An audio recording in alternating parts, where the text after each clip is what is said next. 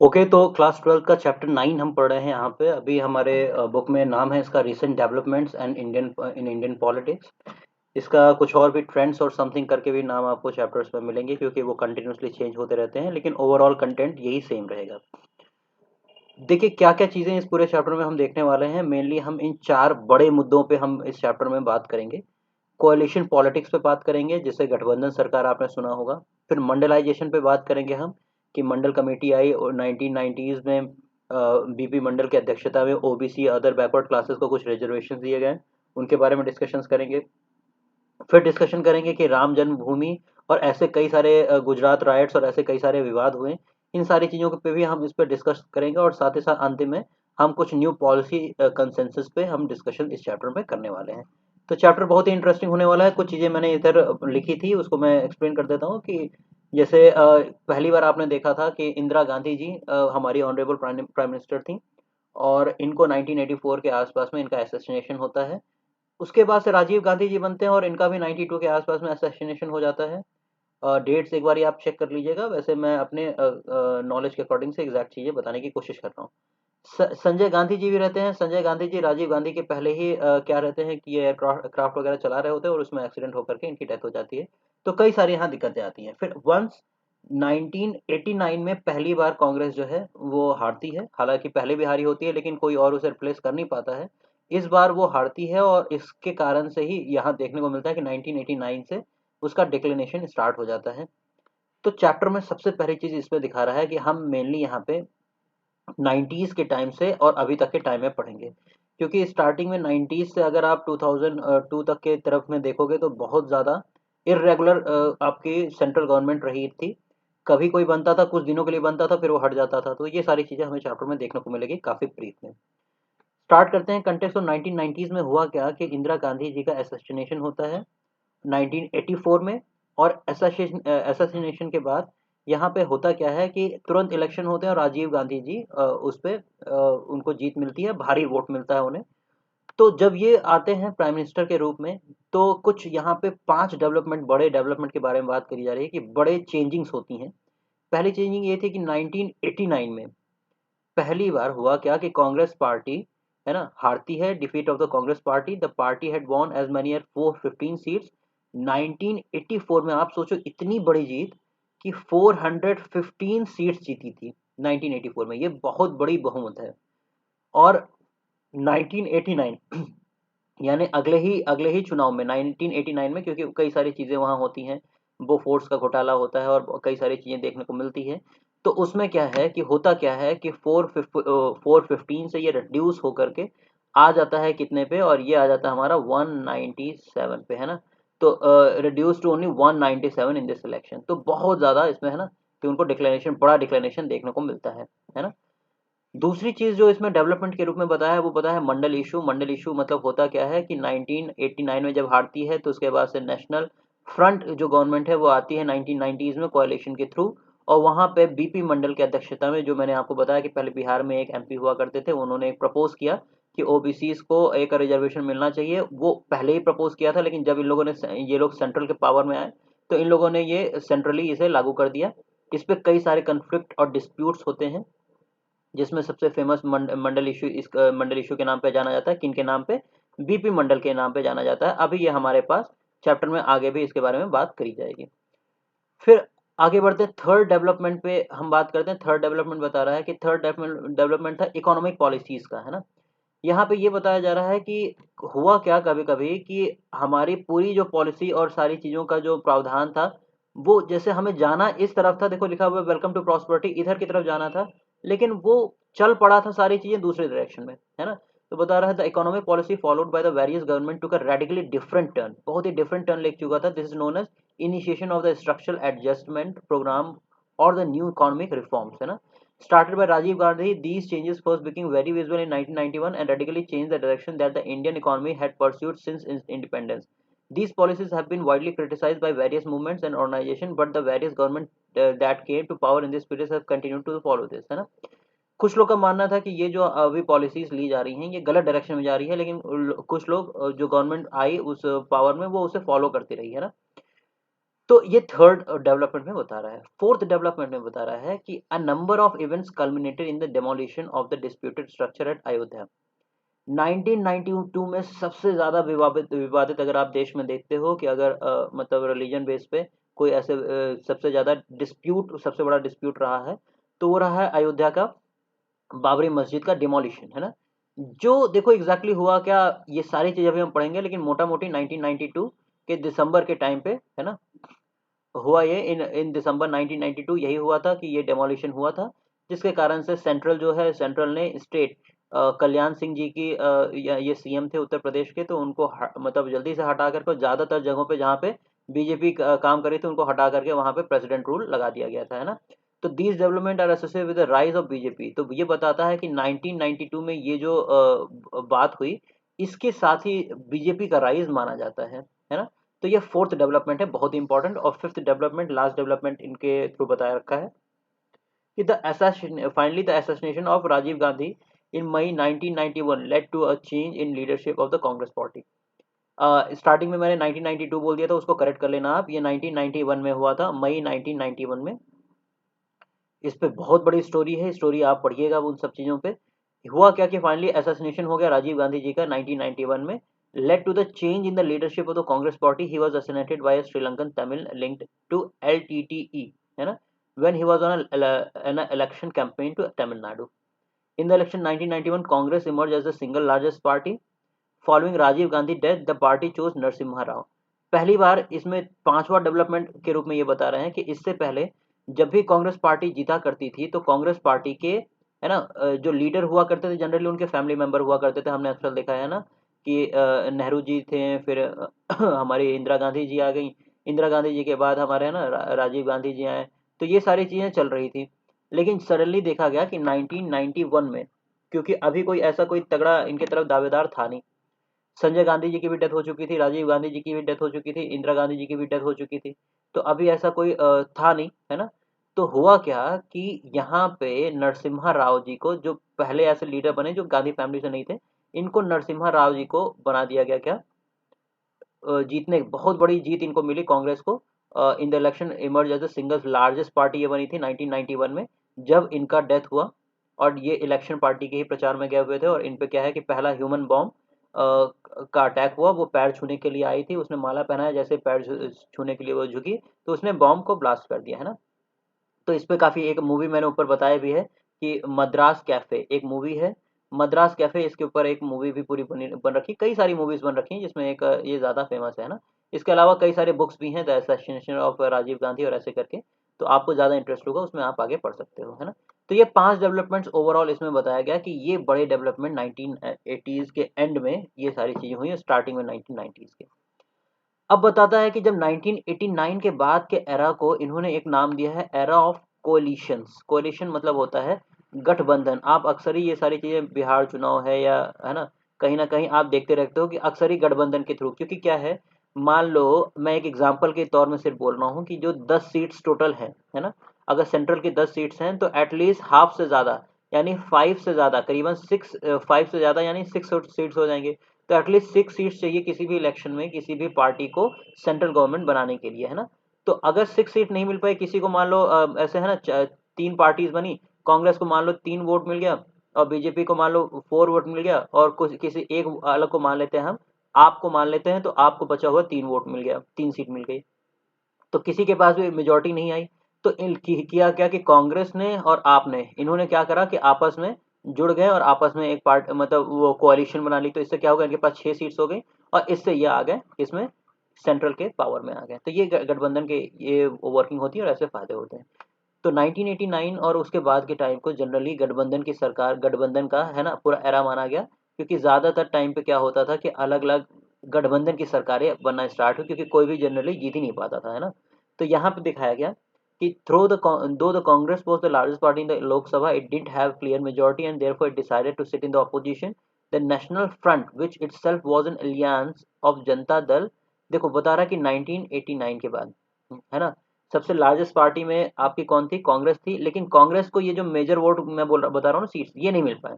मान लो जैसे ये लार्जेस्ट पार्टी ये बन गई, लेकिन इसे मेजर सीट ये नहीं मिल पाई है, तो ये नहीं मिल पाई, तो इन्होंने सोचा कि मैं अपोजिशन में बैठूंगा। और national front, itself was an alliance of the Janata Dal and some other regional parties, receives the support from two diametrically opposite political groups, the BJP and the Left Front। तो ये बता रहा है कि national front, क्या नाम है, national front, एक पार्टी थी नेशनल फ्रंट। इसने क्या करा कि इसने सपोर्ट उठाया किसका, बीजेपी का और लेफ्ट फ्रंट का, ये दो पार्टीज का इसने सपोर्ट लिया। जैसे यहाँ पे मैंने बताया ना, इसने जाकर के इसका सपोर्ट ले लिया, तो ऐसे ही इसने सपोर्ट लिया और इसके थ्रू उन्होंने क्या करा, एक कोalition गवर्नमेंट बनाई। लेकिन बीजेपी ने ये बात बोला था कि देखो यहाँ पे एक कार्टून के थ्रू दिखा रहा है ना, कि ये है बीजेपी के आडवाणी जी, है ना, और ये एक लेफ्ट फ्रंट के नेता को दिखा रहा है। इन्होंने क्या करा कि इनको सपोर्ट दिया है, लेकिन बोला है कि मैं कुछ नहीं करूंगा, but the BJP and left front didn't join in this government. Government में डायरेक्टली इन्होंने हस्तक्षेप नहीं किया। इन्होंने कहा they said that they will support the government from outside, बाहर से ही ये सपोर्ट करेंगे। तो हम कोalition के एरा में पहुंच चुके हैं। अब कई सारी चीजें एक के बाद एक देखने को मिलेगी। अगली चीज मिली डिक्लाइन ऑफ कांग्रेस। एक बड़ी चीज है जो मैंने आपको इसमें बताया कि हुआ क्या, 1989 में जब पहली बार ये पूरे सेंट्रल पावर में नहीं आए, तो उसके बाद वही एरा माना जाता है कि 89 से ये गिरते गए। अब बीजेपी को माना जाता है कि वही एरा, और बाकी कई सारे पार्टीज उस समय फिर उठना स्टार्ट कर गए थे। तो ये चीज इसमें बताई जा रही है कि यहाँ पे हुआ क्या कि Congress under the leadership of Indira Gandhi manage to reestablish its predominant position in politics. कई बार, हालांकि इंदिरा गांधी जी को बहुत ही पावरफुल प्राइम मिनिस्टर और लीडर माना जाता था, और वो बहुत ही पावरफुल थी भी, उनके डिसीजंस बहुत ही पावरफुल हुआ करते थे। तो हमेशा होता क्या था कि कहीं पे भी अगर कांग्रेस पार्टी नीचे गिरती हुई दिखती थी तो ये संभाल लेती थी उन्हें, तो उससे पहले संभाल लिया जाता था। लेकिन इसके बाद क्या हुआ कि जैसे ही वो मतलब 84 में उनका डेथ हो गया, उसके बाद से 89 के चुनाव के बाद से ये कांग्रेस का, है ना, एक डिक्लिनेशन माना जाता है कि उसके बाद से ये गिरना स्टार्ट हो गई थी। ये चीजें इसमें देखने को मिला, और आप देखते हो फाइनली कि 2014 में एक सबसे बड़ी पार्टी उभर करके आई, बीजेपी, है ना। तो इनके बीच में अभी हम एक कंपैरिजन इसमें बुक में दिखा रखा गया है, और ये अभी हम देखने वाले हैं पूरे चैप्टर में। आगे बात, अगली टॉपिक बता रहा कि एलियंस ऑफ पॉलिटिक्स, है ना। तो एलियंस पॉलिटिक्स में हम देखेंगे कि कैसे मतलब कैसे कैसे लोगों का जुड़ना उसमें हुआ था। तो हमने देखा कि हुआ क्या कि many the 90s also saw the emergence of the powerful parties and movements that represented the Dalit and the backward class, है ना। बैकवर्ड क्लास और दलित को सपोर्ट करने वाले कई सारे पार्टीज आए सामने। Many of these parties represented powerful regional assertions as well. These parties plays an important role in the United Front government that came to power in 1996. The United Front was similar to National Front in 1989, for it included Janata Dal and several regional parties. This time BJP did not support the government. हुआ क्या था कि जैसे ही 89 में ये लोग आए, है ना, तो हुआ क्या कि इन लोगों ने मंडल कमीशन लगाया और उसके बाद बीजेपी ने अपना सपोर्ट हटा लिया और इनको हटना पड़ा, है ना। काफ़ी दिक्कतें हुई उस टाइम पे। तो जब दोबारा 19 अब बता रहा है कि 96 में ये लोग आए, कई पार्टीज आई, बता रहा है कि 1996 में यूनाइटेड फ्रंट आती है, तो बीजेपी वगैरह ने सपोर्ट करा नहीं, did not support the government. United Front government was supported by the Congress. इस बार यूनाइटेड फ्रंट को किसने सपोर्ट कर दिया, तो कांग्रेस ने सपोर्ट कर दिया। And this shows how unstable the political equation were in 1989. Both the left and the BJP supported the National Front. बोल रहा है कि देखो वहां हुआ क्या, नेशनल फ्रंट को लेफ्ट और बीजेपी, है ना, दोनों ने सपोर्ट किया। लेकिन उसके बाद से जब 1996 में आया तो यूनाइटेड फ्रंट गवर्नमेंट वो सपोर्टेड। अब इस बार यूनाइटेड फ्रंट को सपोर्ट किया कांग्रेस ने, है ना। तो because they wanted to keep Congress out of power. In 1996, the left continued to support the non-Congress government, but this time बड़ी इंपॉर्टेंट लाइन रही है। 1996 में क्या हुआ, left continued to support the non-Congress government, but this time Congress supported it as both the Congress and left wanted to keep BJP out of power। देखो होता क्या है कि मान लो ये और ये है, मान लिया हमने, आपको मान लिया एक पार्टी है और ये कांग्रेस को मान लिया मैंने।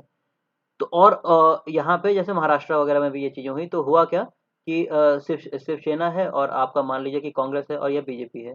तो बीजेपी सिंस सबसे ज़्यादा वोट पा रखी थी, लेकिन इन लोगों ने क्या करा कि इन दोनों ने आपस में इसलिए सिर्फ जुड़ा करा कि बीजेपी को पावर में नहीं आने देना है ना।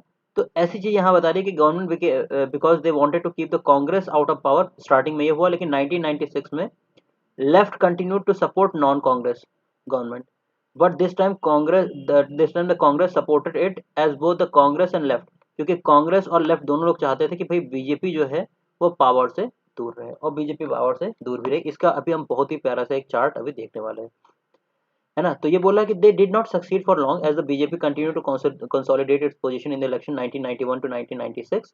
It emerged as the largest party in 1996 election and was invited to form the government, but most other parties were opposed to its policy and therefore BJP government could not secure a majority in the Lok Sabha. ये बहुत important चीज है। 1996 में भी जो BJP थी वो जीत चुकी थी, लेकिन बीजेपी आई, लेकिन बहुत सारी पार्टीज ने उनको कोई सपोर्ट नहीं दिया, बहुत लोग अपोज किए, but most of the party were oppose to its policies and therefore BJP government could not secure a majority in the Lok Sabha और it finally came to power by leading a coalition government from May 1998 to 1999। उसके बाद से इनको एक कोalition government की तरफ में आना पड़ा और बहुत ही कम समय तक थे। इसका अभी हम पूरा एक चार्ट देखेंगे, इसमें सारी चीजें हमें क्लियर हो जाएंगी, है ना। तो अटल बिहारी वाजपेयी जी एक इमर्जिंग लीडर की तरह आए और इन्होंने was the prime minister during the both these NDA government and his government formed in 1999 completely it's full term, है ना। तो इसका एक चार्ट देखते हैं जब 1999 से पहले था। अभी मैंने बताया 1999 से पहले एक हमें इसमें चार्ट दिखाएगा। उस चार्ट में देखो ये बता रहा है, ये देखो एक बहुत ही प्यारा सा चार्ट है। इस चार्ट में हमें बेसिकली ये दिखा रहा है कि जब 1989 के बाद कैसे कैसे सारी गवर्नमेंट्स बनी, कौन बना प्राइम मिनिस्टर, फिर कौन हटते गया, कितने समय तक रहे। तो सबसे पहले देखो 1989 में कांग्रेस हटती है तो तुरंत आते हैं हमारे वीपी सिंह जी। ये बहुत ही कम टाइम के लिए बने और इनका एक ही सबसे बड़ा कंट्रीब्यूशन जो रहा वो रहा कि भाई इन्होंने ओबीसी के लिए रिजर्वेशन लाया, मंडल कमीशन वगैरह की चीजें इनके ऊपर सबसे बड़ी चीज रहती है। तो वीपी सिंह जी आए 1989 से 1990 तक, बहुत ही कम ड्यूरेशन, मतलब ये समझ लो नियरली 11 महीने का टाइम है। तो ये नेशनल फ्रंट के थे, सपोर्ट इनको लेफ्ट फ्रंट कर रही थी और बीजेपी कर रही थी। अब 1990 के बाद 1990 से नवंबर से जून तक कम समय के लिए ही बने हमारे चंद्रशेखर जी, ये हमारे प्राइम मिनिस्टर बनते हैं। इसको इस पार्टी को समाजवादी जनता पार्टी थी, इसको सपोर्ट करती है कांग्रेस। अब उस चंद्रशेखर जी के बाद 1991 में जो चुनाव होता उसमें इन्होंने 5 साल का कार्यकाल पूरा किया और वो कांग्रेस की पार्टी थी। और अभी मैंने ऐसा डिस्कस करा कि ये पहले मतलब लीडर चेंज एक कांग्रेस में आए जो गांधी फैमिली या नेहरू फैमिली से नहीं थे, तो वो पीवी नरसिम्हा राव थे। अब ये कांग्रेस की मेनली पार्टी थी, है ना। अब उसके बाद से 1996 के बाद चुनाव जीतती है बीजेपी, लेकिन ये माइनॉरिटी गवर्नमेंट बनाती है ना। जैसे मैंने बताया 3-3-4, है ना। मैक्सिमम पावर तो इनके पास है, लेकिन इनका है ना ऐसा पूरा सपोर्ट मिल नहीं पाया इनको। तो मई से जून मतलब मुश्किल से 1 महीने का टाइम है, तो बीजेपी गवर्नमेंट आती है, उसमें अटल बिहारी वाजपेयी जी, ये भी बहुत ही प्रोमिनेंट लीडर है, तो इनको बनाया जाता है। लेकिन ये हट जाते हैं, मतलब ये पार्टी इनकी क्या कहते हैं डिसॉल्व कर जाती है। फिर 1996 से 1997, ये भी देखो बहुत ही कम टाइम है, इसमें कांग्रेस के सपोर्ट के थ्रू यूनाइटेड फ्रंट आई, अभी हमने पढ़ा है ये चीजें 1996 में आती है कांग्रेस। और ये लोग एक साथ इसलिए आते हैं क्योंकि उन्हें चाहिए होता है कि बीजेपी एटलीस्ट बाहर रहे इस रेस से। फिर 1997 से 1998 नियरली 1 साल का टाइम इसमें भी है, इसमें यूनाइटेड फ्रंट आती है फिर से, और इसको अगेन कौन देता है, कांग्रेस सपोर्ट देती है। लेकिन 1996 वाले में हमारे प्राइम मिनिस्टर बने थे देवे गौड़ा जी, है ना। तो गौड़ा जी बने थे और उसके बाद से आई के गुजराल जी बने थे। ये प्राइम मिनिस्टर्स के नेम जो है वो बहुत इंपॉर्टेंट है। अब 1998 के बाद फिर एक बार हुआ कि छोटे समय के लिए फिर एक गवर्नमेंट आई, तो 1998 से 1999 के लिए बहुत कम समय के लिए, है ना, ये आए अटल बिहारी वाजपेयी जी, फिर से आए और बीजेपी आए, फिर बीजेपी हट गई। फिर 1999 से 2004, अब 1999 के बाद जो है वो स्टेबल गवर्नमेंट बनना स्टार्ट हुई इंडियन में। तो आपको देखने को मिला कि ये जो 10 साल है, मतलब 1989 से लेकर के 1999 तक, ये टाइम जो है, इस टाइम पे सारे ही जो लोग हैं, मतलब वो पार्टी जो गवर्नमेंट्स बनी वो बहुत ही वैसा ना कि कुछ समय तक बनी फिर हटती गई। इतने ज्यादा चेंजेस हुए, आप देखो इस 10 साल के अंदर कितने सारे गवर्नमेंट्स चेंज हो गए। 1 2 3 4 5 6, है ना, 7, करीबन 7 गवर्नमेंट, 6-7 गवर्नमेंट इसमें चेंज हो गई है। तो 89 के बाद 99 से हमें देखने को मिलता है कि 99 से पूरा स्टेबल गवर्नमेंट चलती है। स्टेबल गवर्नमेंट 5 साल के कार्यकाल पूरा करती है बीजेपी, फिर उसके बाद से 10 साल का कार्यकाल पूरा करती है कांग्रेस, फिर अब करेंटली नियरली 10 साल का वो बीजेपी कंप्लीट करेगी, अभी चल रही है ना। तो ये चीजें हमें देखने को मिलती है कि इस तरीके से हमारा सेंट्रल गवर्नमेंट है जो वो चेंज होता है। तो इसके बारे में अभी हमने ऊपर पढ़ा है। अब इसके आगे कहता है कि political rise of other backward classes, तो कुछ और बैकवर्ड क्लासेस। अब जैसे जैसे देखो एक क्या है ना कि जब किसी चीज़ की मोनोपोली खत्म होगी, मान लो एक पर्टिकुलर मतलब एक बिस्किट बनाने की कंपनी है, मान लो सिर्फ पहले पार्ले बना रही थी। अब मान लो इसकी मोनोपोली खत्म हो गई, मोनोपोली खत्म होगी तो अब कई कंपनीज आ जाएंगे, ब्रिटानिया आ जाएगी, है ना, गुड डे आ जाएगी, ऐसे ऐसे कई कई सारे अलग अलग कंपनीज आ जाएंगी जो इसको बनाना स्टार्ट करेंगे। वैसे जैसे ही नियरली देखा गया कि कांग्रेस की मोनोपोली खत्म हो रही है, उस टाइम पे कई सारे और पार्टीज जो हैं वो आई। हालांकि पार्टीज पहले से ही चल रही थी, लेकिन उस समय ज्यादा प्रोमिनेंस में धीरे धीरे आना स्टार्ट हुई। जिसमें बता रहा है कि देखो SC ST को सपोर्ट करने वाली कुछ पार्टीज मेनली, है ना, ऐसे ऐसे बैकवर्ड क्लासेस को सपोर्ट करने वाली कुछ पार्टीज उसमें निकल करके आई। इसमें बता रहा है कि you would recall the rise of this party first found political expression at the national level in the form of Janata party, 1977 में आई। Many of the constituents of the Janata party like Bharatiya Kranti Dal, Samyukta socialist party and had a powerful rural base and some section of the OBC। तो कुछ है ना backward classes को target करके कुछ ऐसा पार्टीज बन रही थी, आगे बढ़ रही थी, जिनके बारे में अभी हम देखते हैं। अब मंडल कमीशन के बारे में हम थोड़ा डीप में पढ़ते हैं। मंडल कमीशन अभी हमने पढ़ा था कि जो बैकवर्ड क्लासेस को आरक्षण वगैरह मिली, उसके बारे में डीप में यहाँ बता गया है। हुआ क्या कि 1980s में the Janata Dal brought together a similar combination of the political group with strong supporting among support among the OBCs. OBCs के सपोर्ट के थ्रू, है ना, पॉलिटिकल ग्रुप बनाती है the decision of the National Front government to implement the recommendation of the Mandal Commission further helped in the shaping the politics of the other backward classes. The intense national debate for and against the reservation in jobs and made people from the OBC community more aware of this identity. हुआ क्या कि यहाँ पे starting में इन लोगों ने जब ये चीज़ प्रपोज की कि भाई हम ओबीसीज को क्या करेंगे, आरक्षण दिलाएंगे, है ना, तो इनको कई सारे सपोर्ट मिलना स्टार्ट हो गए। सपोर्ट मिलना स्टार्ट हुए तो उसके बाद से इन्होंने उस चीज़ को और ज़्यादा आगे ले जाना स्टार्ट किया, और लोगों फिर इन्होंने ये चीज़ प्रपोज किया कि एक कमीशन वगैरह बनाने की कोशिश करी, और उसमें ये प्रपोज किया कि कई सारे ऐसे बैकवर्ड क्लासेस हैं जिनको रिजर्वेशन नहीं मिलती है और उनको प्रॉपरली पावर वगैरह नहीं मिल पाता है।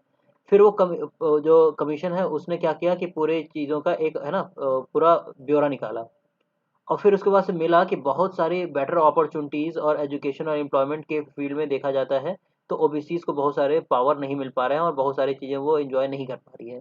तो ऐसा मिला कि इनको सीरियसली बहुत सारी चीज़ें नहीं मिल पा रही है ना।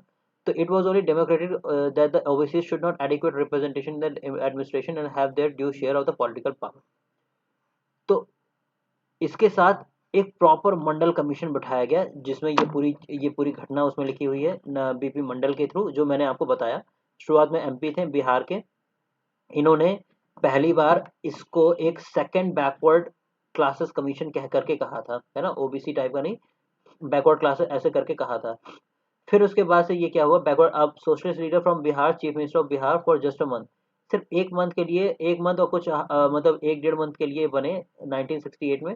और इन्होंने मतलब ये सारी ओबीसी वाली जो चीज़ें हैं, रिजर्वेशन की चीज़ें, उसमें उन्होंने अपने स्टेट में लाया और लाने की कोशिश की, जिसमें क्या प्रावधान था एग्जैक्टली कि 27% का एक आरक्षण उन पे देने को कहा गया था।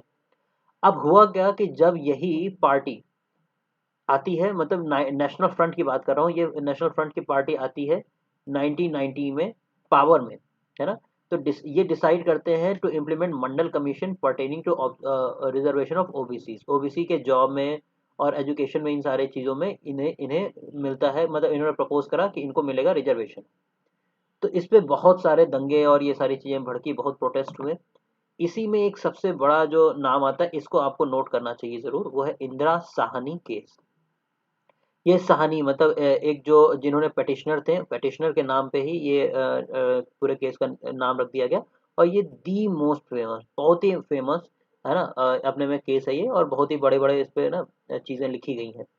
तो इस पे यही चीज़ थी कि भाई ऐसा होना चाहिए कि नहीं होना चाहिए। तो पता ये चला कि नॉर्थ, जैसे ये इंडिया है मान लो, है ना, तो नॉर्थ इंडिया के साइड में ये रिजर्वेशन नहीं थी, लेकिन साउथ में पहले से ही चल रही थी। तो बोला decision spark agitation and violent protest in many cities of north India, क्योंकि नॉर्थ इंडिया में नहीं थी, साउथ में नियरली पहले से चीज़ों पे चल रही थी। तो बोल रहा है कि decision also challenge the supreme Court and came to be known after the name of the petitioner in November 92।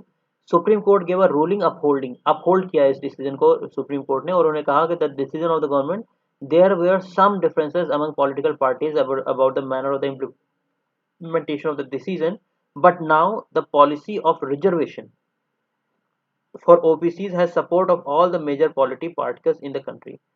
तो हुआ क्या कि ये पटिशनर थी और पटिशनर ने केस फाइल किया, लेकिन सुप्रीम कोर्ट ने अपने डिसीजन को अपहोल्ड किया। अपहोल्ड मतलब जो डिसीजन है उसे ही कहा कि ये रहेगा, है ना, इसको ऐसा ना हटाया नहीं, और बताया कि कई सारी मेजर पॉलिटिकल पार्टीज जो हैं इसको सपोर्ट कर रही हैं।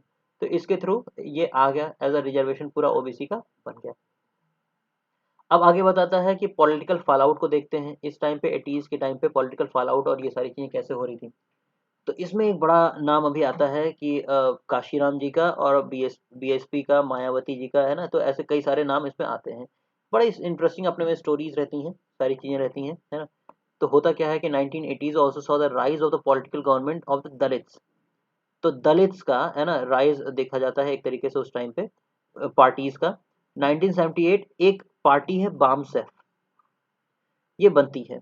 The organization was not on an ordinary trade union of the government employees. It took a strong position in the favor of the political power of the Bahujan, है ना। The SC, ST, OBC and minorities. It was out of this that the subsequent Dalit शोषित समाज संघर्ष समिति and later Bahujan Samaj party BSP के नाम से इसे बनाया गया। अब यहाँ पे देखो ये क्या है कि बता रहा है कि BSP began as well as party supported largely by Dalit voters in Punjab, Haryana, Uttar Pradesh, तीन जगहों पे, क्योंकि पंजाब से नियरली ये काशीराम जी जो थे वो नियरली पंजाब के एरिया से थे। तो इनको चाहिए था एक लीडर। अगर देखो सबसे ज्यादा इनको मिला कि दलित जो हैं वो, इन्होंने बताया कि कहाँ है, इन्हें मिला SC ST के कंडीशंस इन्हें यूपी में मिले। लेकिन इन्हें ये था कि अगर मैं यूपी से खुद ही चुनाव लड़ूंगा तो मुझे लोग ये कह सकते हैं कि ये तो भाई पंजाबी हैं या पंजाब के एरिया से हैं, इनको क्या पता हमारे बारे में, है ना। तो इस कारण से वोट हार सकते थे। तो हुआ क्या एक बार कि एक चुनाव चल रहा था उसमें, है ना, मतलब जो आपके शेड्यूल कास्ट है उसके लिए चीजें चल रही थी। लेकिन कोई लीडर आए, सारी चीजें बोल रहे थे, तो मायावती उस लीडर मतलब उसमें सुन रही थी। और वो क्या करती थी कि अपनी क्लासेस शुरू में पढ़ाई करती थी, शाम को अपनी क्या करती, लॉ की क्लासेस करती थी और सिविल सर्विसेज की तैयारी भी करती थी। तो उनके जाने के बाद वो माइक पे पहुंच गई और माइक पे उन्होंने कहा, तो उन्हें क्योंकि बहुत ही बुरा लगा, क्योंकि जो लीडर थे वो बार बार हरिजन हरिजन शब्द बोल रहे थे। तो उन्हें बहुत ही बुरा लगा और फिर उसके बाद से जब वो स्टेज पे गई तो उन्होंने ये सारी बातें बोली कि भाई मतलब ये लीडर हैं, ये हमारे अच्छी चीज़ों के लिए चाहते हैं, लेकिन इनको अभी इतना भी नहीं पता है कि हरिजन हमें हरिजन हमारा शब्द हमारे लिए यूज़ नहीं होता है। इवन जो बाबा साहब अम्बेडकर जी हैं उन्होंने भी ये सारे शब्द संविधान और इन सब जगहों पे यूज़ नहीं किया है। तो इसी के थ्रू काशीराम जी उनके पास पहुंचते हैं और उसके बाद से उनको, है ना, वो ऊपर उठाते हैं। तो ये चीज़ें उत्तर प्रदेश में उनके लिए सपोर्ट के लिए आगे आती है और बीएसपी नाम रहता है वो पार्टी का। और उसके थ्रू ये उम्मीदवार में मायावती जी लड़ती हैं, कई बार हारती हैं, लेकिन फिर उसके बाद से उन्हें बड़ी जीत मिलती है ना। तो ये दिखाता है कि इस तरीके से ये जो पार्टीज हैं ये एक एक तरीके से ऊपर उठना स्टार्ट करती हैं। अब बताता है कि कम्युनलिज्म, सेक्युलरिज्म एंड डेमोक्रेसी, है ना, तीन बात इसमें बता दी, कम्युनलिज्म, सेक्युलरिज्म एंड डेमोक्रेसी। इनके बारे में हम देखते हैं। हुआ क्या कि ये बता रहा है कि we noted the chapter 6 that in the aftermath of emergence the Bharatiya Janata संघ Jansangh and had merged into the Janata Party after the fall of the Janata Party and its breakup. The supporters of the erstwhile Janasangh formed Bharatiya Janata Party in 1980s में, है ना। Initially BJP adopted a broader political platform than that of the Janasangh. In it embraced Gandhian socialism as its ideology, but it did not get much success. ये बड़ी important line है ना। इन the election of 1980s और 84 में कुछ ज़्यादा इनको BJP को, है ना, कुछ फायदा हुआ नहीं, है ना। पार्टीज को ज़्यादा मिली नहीं, गांधी सोशलिज्म और सारी चीज़ आइडियोलॉजी को चीज़ों को फॉलो करना चाह रहे थे, लेकिन बहुत ज़्यादा इन्हें बेनिफिट मिला नहीं। तो 1986 के बाद जो बीजेपी ने उसने हिंदू नेशनलिस्ट एलिमेंट पे ज़्यादा जोर देना स्टार्ट किया। उन्होंने हिंदुत्व की पॉलिसीज को ज़्यादा फॉलो करना स्टार्ट किया, है ना। अब ये बता रहा है कि Hindutva literally means Hinduness and was defined by, ये बहुत ही इंपॉर्टेंट नाम है, वीडी सावरकर।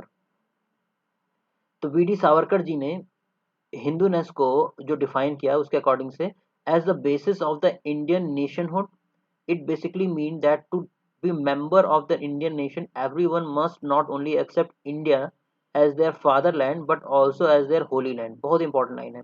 इन्होंने ये कहा कि mean that to be a member of Indian nation, Indian nation का एक मेंबर बनने के लिए सभी लोगों को सिर्फ इंडिया को एज अ फादरलैंड एक्सेप्ट करने की जरूरत नहीं है, साथ ही साथ इसको होली लैंड मतलब पुण्य भूमि भी उसे मानने की जरूरत है। Believers of Hindutva argue that a strong nation can build only on the basis of a strong and united nation culture. They also believe that in case of India, the Hindu culture alone can provide this space, है ना। तो जो strong Hindu development के लोग थे उन लोगों ने ये चीज माना कि हिंदू जो है वो इसको ही एक प्रॉपर सपोर्ट प्रोवाइड कर सकता है। अब अगला, इससे पहले हमने एक केस पढ़ा, इंदिरा साहनी केस, जिसमें मैंने बताया कि जो ओबीसी वगैरह को रिजर्वेशन मिल रहा था उसके खिलाफ इन्होंने क्या है, एक पेटिशनर थी, इन्होंने सुप्रीम कोर्ट में क्या करा कि फाइल करा केस, है ना। और वो फाइल कब करा था, क्या डेट थी बताओ,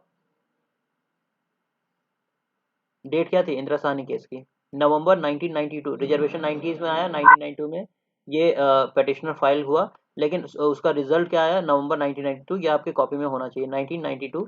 उसका रिजल्ट ये आया कि सुप्रीम कोर्ट ने अपने डिसीजन को अपहोल्ड किया, बोला कि जो मेरी बातें हैं वही सही हैं और सारे पार्टी सपोर्ट कर रही हैं तो ये चीज चलेगी।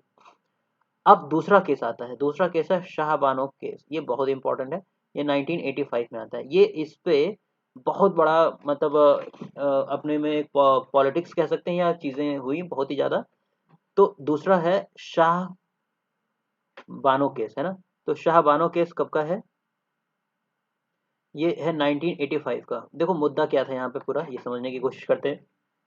यहाँ पे दो मेन डेवलपमेंट्स की बात कर रही है, दो मेन डेवलपमेंट्स 1986 के अराउंड हुए, जिसमें भारतीय जनता पार्टी को बहुत बड़ा सपोर्ट मिला और वो आगे की तरफ बढ़ना स्टार्ट करा, है ना।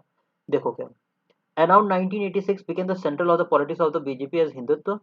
The first was Shah Bano case. पहला क्या है, पहला आपको हमेशा नोट करना है शाहबानो केस। इसमें होता क्या है कि 62 साल की एक डाइवोर्स मुस्लिम वुमेन रहती है, वो उसका डाइवोर्स होता है, उसने एक केस फाइल करा कि case for maintenance from her farmer husband, कि अपने जो मतलब हस्बैंड थे उनसे मेंटेनेंस वगैरह के पैसे वगैरह और ये सारी चीजें उन्हें मिलती रहे। तो सुप्रीम कोर्ट रूल्ड इन हर फेवर, और सुप्रीम कोर्ट ने कहा भी कि ठीक है ऐसा होगा। लेकिन कुछ ऑर्थोडॉक्स जो मुस्लिम थे उन्होंने सुप्रीम कोर्ट के ऑर्डर पे मतलब ये कहा कि वो हमारे मुस्लिम पर्सनल लॉ पे क्या कर रहे हैं, इंटरफेरेंस कर रहे हैं। तो कुछ मुस्लिम लीडर के डिमांड के थ्रू गवर्नमेंट ने एक मुस्लिम वुमेन प्रोटेक्शन एक्ट को पास किया, है ना। Muslim women protection protection of the rights of divorce, ये एक्ट था। तो इसको पास किया। अब उस समय कौन था, ऑब्वियसली कांग्रेस थी, है ना। गवर्नमेंट में मतलब सेंट्रल गवर्नमेंट किसकी थी, कांग्रेस की थी। तो कांग्रेस ने क्या पास करा कि 90 मतलब एक पास किया मुस्लिम वुमेन एक्ट 1986 में, that nullified the supreme court judgment. This action of the government was opposed by many women organizations, many Muslim groups, and most of the intellectuals. The BJP criticized this action of the Congress government as an unnecessary concession and appeasement of the minority community, है ना।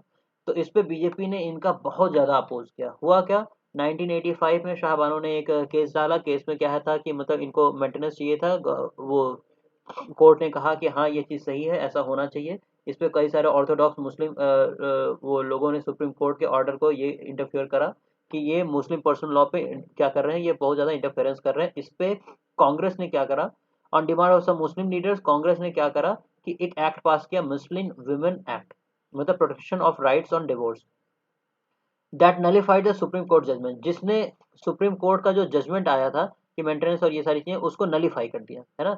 तो ऐसा हो सकता है, तो हुआ ऐसा। इस पे क्या है कि बीजेपी ने बहुत ज्यादा इनको क्रिटिसाइज करा और इससे बीजेपी को कई सारे लोगों का सपोर्ट मिला, और ये पहला था जिसपे उनको डेवलपमेंट मिला, है ना, आगे बढ़े। दूसरा, ये पहला था, बहुत इंपॉर्टेंट था ये फर्स्ट आता है और ये आ सकता है एग्जाम में लिखने को, है ना, ये पहला है। दूसरा, सेकंड डेवलपमेंट जो सबसे बड़ा डेवलपमेंट है वो है अयोध्या डिस्प्यूट, और वो अयोध्या डिस्प्यूट अभी कुछ साल पहले ये जो सॉल्व हुआ है ना। तो अब देखो क्या है, Ayodhya dispute was the order by the Faizabad district court in the फरवरी 1986, है ना। डिस्ट्रिक्ट कोर्ट फैजाबाद जो उत्तर प्रदेश का आप लखनऊ और गोरखपुर शहर के बीच का, गोरखपुर से मुश्किल मुश्किल से 120 से 150 किलोमीटर या 200 किलोमीटर के आसपास की डिस्टेंस है, वहां पे फैजाबाद पड़ता है।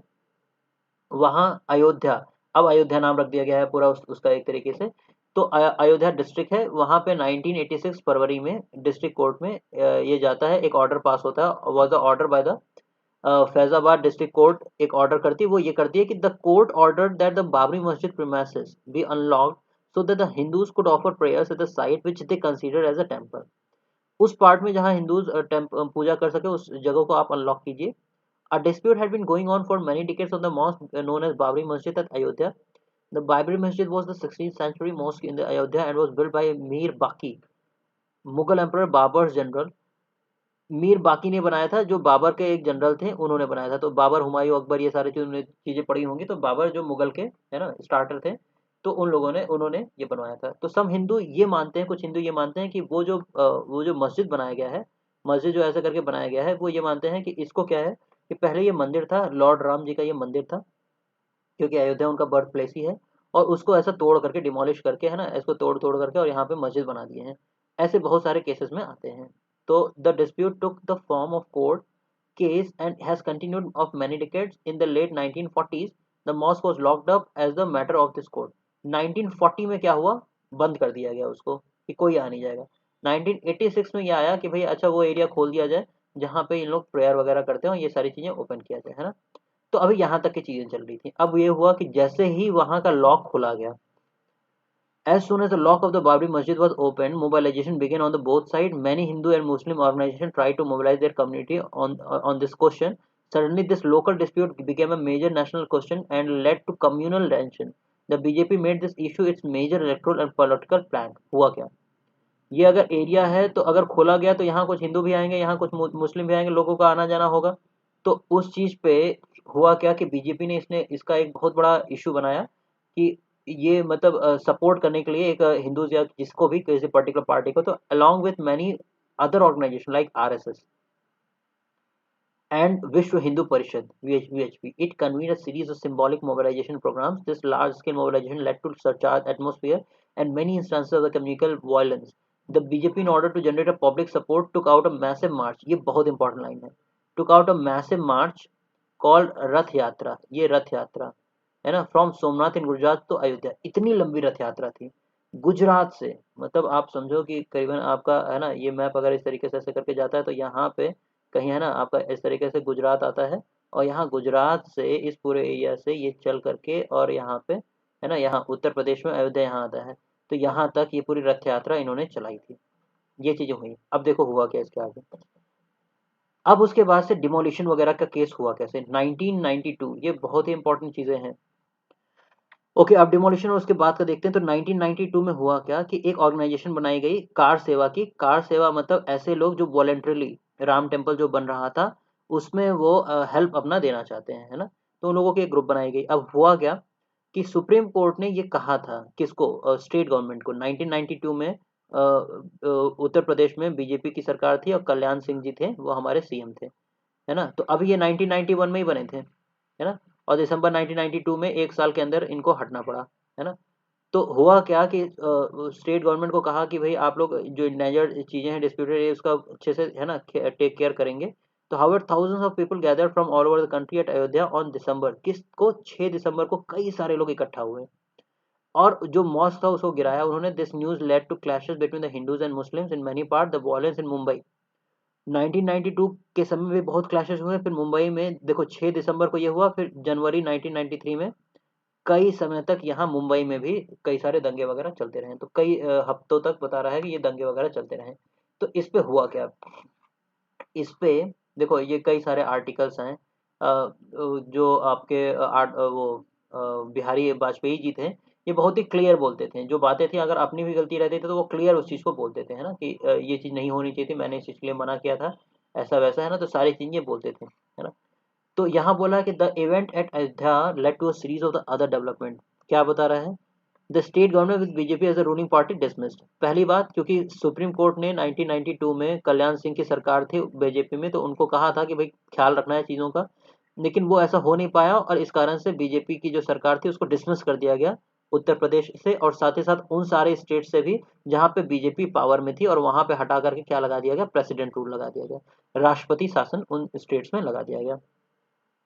और फिर case against chief minister of Uttar Pradesh was registered. ये बहुत इंपॉर्टेंट सेगमेंट है। और क्या हुआ उसके साथ साथ, जो उत्तर प्रदेश के चीफ मिनिस्टर थे कल्याण सिंह जी, उनके खिलाफ क्या था कि केस रजिस्टर कर लिया गया। क्यों, क्योंकि since he had given an undertaking that the disputed structure will be protected, the BJP officially express regret over the happenings of Ayodhya, the central government appointed a commission to investigate. हुआ क्या कि इन्होंने जो कल्याण सिंह जी ने इन्होंने कहा था कि भाई हम मतलब वो पूरा उसको प्रोटेक्शन करेंगे इस पे प्रॉपरली, है ना, उन्होंने साइन करके दे रखा था, है ना, लेकिन ऐसा कर नहीं पाए, इस कारण से केस रजिस्टर्ड हो गया। और उसके साथ साथ जो सेंट्रल गवर्नमेंट है उसने क्या है, एक इन्वेस्टिगेशन बैठा दिया और वो पूरी चीज़ों को चेक करने में लग गया, है ना, कि क्या हुआ था क्या नहीं हुआ था सारी चीज़ों में। So this led to a serious debate over secularism and pose a kind of question that over this, मतलब इस चीज़ पे बहुत बड़ा, है ना, सारी जगहों पे क्या है कि मतलब जगह पे डिबेट और सारी चीज़ें चलेगी, किस क्या इस तरीके से सेकुलर कंट्री हमारी चलेगी, ये सारी चीज़ों पे बहुत सारी बातें हुई, है ना। अब ये बता रहा है कि इसी के साथ साथ chapter 8 this happened in 1984 in the form of, ये बोल रहा है कि the democratic atmosphere of the communal Amity has faced many challenges since 1984 December, sorry 1984 में हुआ क्या था, सबसे पहली चीज क्या थी जिसपे कम्युनल राइट और ये सारी चीजें चली थी। देखो जब 47 से 48 मतलब 47 पे 1947 पे इंडिया पाकिस्तान अलग हुआ, उस समय तो बहुत बड़ी कम्युनल राइट चली, बहुत लोगों का कत्लेआम, बहुत ज्यादा लोगों का। फिर 47 से 84 में क्या हुआ, इंदिरा गांधी जी को, है ना, का एसेसिनेशन हुआ। दो सिख वो थे, प्रोटेक्शन प्रोटेक्शन करने वाले थे, जो उन लोगों ने कई सारी गोलियां मारी इनको, है ना। मॉर्निंग में एक वो रिपोर्टर टाइप का था, उसको इंटरव्यू देने जा रही थी, तो अपनी ही जगह से दिल्ली के सफदरजंग के इलाके से, और ये पास ही में इनका ऑफिस है जहाँ जाना था, तो इन्होंने कुछ ऐसा कुछ पहना ही नहीं ज़्यादा, है ना, प्रोटेक्शन वगैरह के लिए, और जा रही थी। तो उनके जो वो थे रेगुलर, वो बहुत समय से थे गार्ड वगैरह, लेकिन उन्होंने क्या करा कि इन पे गोली बरसा दी और मार डाला, तो दोनों ने मार डाला। तो उसके बाद से एंटी सिख बहुत जगह पे चला और बहुत ही ज़्यादा लोगों को 1984 में मारा गया, एंटी सिख को, ना। तो जो सिख थे उन लोगों को मारा गया और राइट चले थे उस टाइम पे। फिर उसके बाद ये हमारा अयोध्या वाला देखने को मिला। फिर हमें 2002 में गुजरात राइट्स देखने को मिले, है ना। तो इस तरह के such violences the minority community and violence between two communities is a threat of democracy. तो ये बताया गया कि आपको क्वेश्चन ये आ सकता है कि what is called as a threat of democracy, आपको कौन कौन सी चीजें हैं। तो इसमें आप ये सारी चीजें लिख सकते हो, है ना, कि ये सारी चीजें जो हुई, जैसे anti communal riots, anti Sikh right, ये सारी चीजें जो हुई, ये थ्रेट ऑफ डेमोक्रेसी के तरीके से इसे बताया गया है। अब आते हैं अगले राइट पे। ये हमारा राइट था, अभी जो हमने देखा वो अयोध्या डिस्प्यूट था। अब अगला राइट है जो सबसे ज्यादा और सेकंड नंबर पे फेमस है, और जो एक बहुत बड़ा कलंक, मतलब ये सारी चीजें एक ब्लेम लगता है अपने ऑनरेबल प्राइम मिनिस्टर पे। वो यही चीज ये क्या है कि इस समय पे उन्होंने बहुत अच्छे से हैंडल नहीं किया था, और इस समय पे एक बहुत ही बड़ा बयान अपने वाजपेयी जी के थ्रू भी आया था। तो उन चीजों को हम इसमें देख रहे हैं। हुआ क्या, फरवरी से मार्च, सिंस आपका गुजरात राइट्स का सेक्शन कटा है तो उसको हमें नहीं पढ़ना है इस 2021-22 ये सारे पेपर्स के लिए। So emergence of the new consensus के बारे में बात कर रहे हैं। देखो हुआ क्या, 1989 के बाद का टाइम माना जाता है जो डिक्लाइन है कांग्रेस के लिए और राइज है बीजेपी के लिए। कुछ रीजंस हमने देखे कि किस कारण से पूरे सेंट्रल लेवल पे बीजेपी नाम में आने लगी थी। ये हमारा एक कंपैरिजन दिखा रहा है कि आप देखो, शुरुआत में 19 ये बता रहा है कि 84 के टाइम पे इतना क्लीन स्वीप था, 450 में से 415 सीट्स कांग्रेस की। फिर धीरे धीरे कांग्रेस की सीट्स जो है वो घट रही थी 89 के बाद कंटिन्यूसली घटती गई, और 2004 के पास आप देखोगे तो फिर भी इनको मतलब ऐसा अकेले नहीं बन पाए थे, लेकिन फिर भी गवर्नमेंट में आए, ये 2009 में भी आए। लेकिन 2014 और 2019 में आपको देख रहा है कि इतना बड़ा मार्जिन बन गया, है ना। तो इस तरीके से देखने को मिलता है कि ये एक चार्ट दिखा रहा है जिस तरीके से कांग्रेस गिरती है बीजेपी उठ रही है, ऐसा दिखा रहा है। Now let us try to understand the meaning of the information given the figure. कुछ मीनिंग हम देखने को देखते हैं। पहला है कि बीजेपी और Congress were engage in a tough competition in this period, what is the difference between this electoral fortune. Second बता रहा है, you will notice that since 1889 the votes polled by two parties Congress and BJP do not add up more than the 50%. The seat won by them two do not add up to more than half census. ये कह रहा है कि देखो अगर आप 89 के बारे में बाद में देखो, तो आपका टोटल नंबर ऑफ सीट्स हैं आपके, मान लीजिए 450, है ना।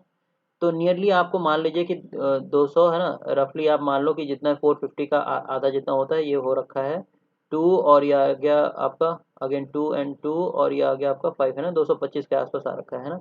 हालांकि 273 ऐसे करके चाहिए होता है कुछ, है ना। तो इतना आपको सीट चाहिए ताकि आप अपना अलग पार्टी बना सकें। लेकिन आपको देखने को मिलेगा कि इस पीरियड में देखो आप, यहाँ से यहाँ तक के टाइम में देखो, किसी भी पार्टी को ना 273 या उसके ऊपर, ये यहाँ से देखोगे तो ज़्यादा उनको मिल नहीं रखे हैं। तो दोनों को मिला करके भी ज़्यादा है ना, जितना रिक्वायर्ड था उतना नहीं मिला। Look at both this chart, Congress and Janata family of the political which among the parties that exist today are neither part of the Congress family.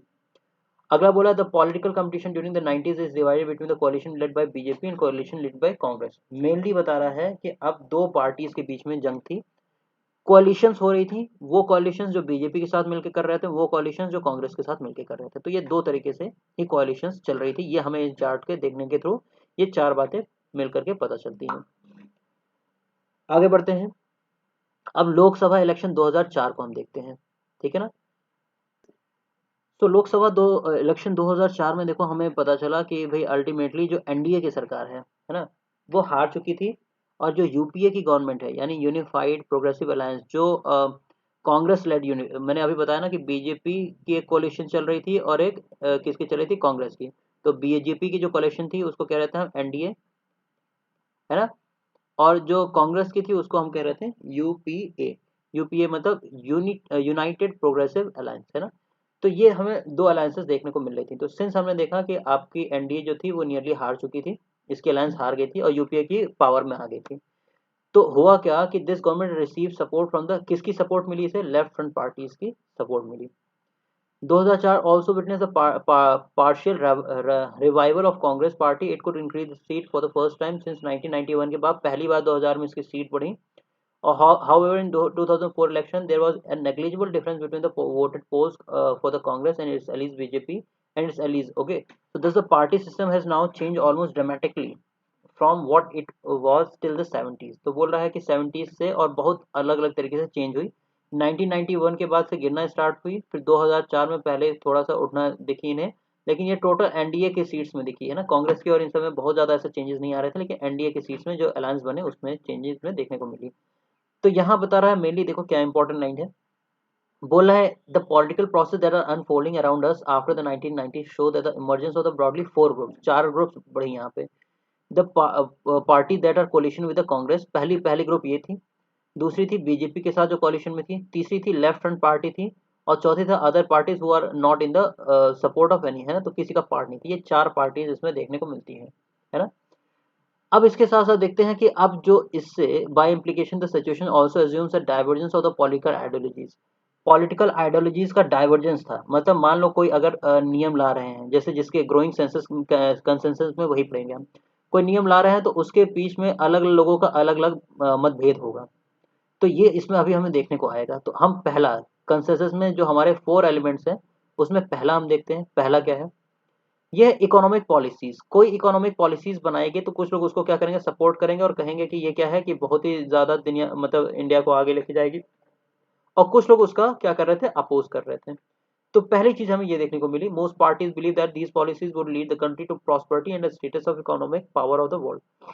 ये पहली चीज इन्हें देखने को मिली कि भाई इकोनॉमिक पॉलिसीज में अब सबका अलग अलग मतभेद था, ये सारी चीजें। दूसरी चीज क्या है, acceptance of the political and social claims of the backward class. Political parties have recognized that the social and political claims of the backward class need to be accepted. As a result, all political parties now support reservation of seats for the backward class in education. दूसरा ये कह रहा है कि ज्यादातर को ऐसा लगा कि ओबीसी जो इन सबको ना रिक्वायरमेंट है इन रिजर्वेशन के, इन सब के, तो सारे जो थे वो बैकवर्ड क्लास इन सब के एजुकेशन और इन सब पे फोकस करना स्टार्ट कर दिए। तो political parties are also willing to ensure the OBCs get adequate share of power. तो ये क्या करा इन लोगों ने, इस चीज को चेक करना स्टार्ट किया। तीसरी चीज जो थी कंसेंसस में वो ये थी कि the third is the acceptance of the role of state level parties in the government of the country. The distinction between state level and the national level parties is fast becoming less important.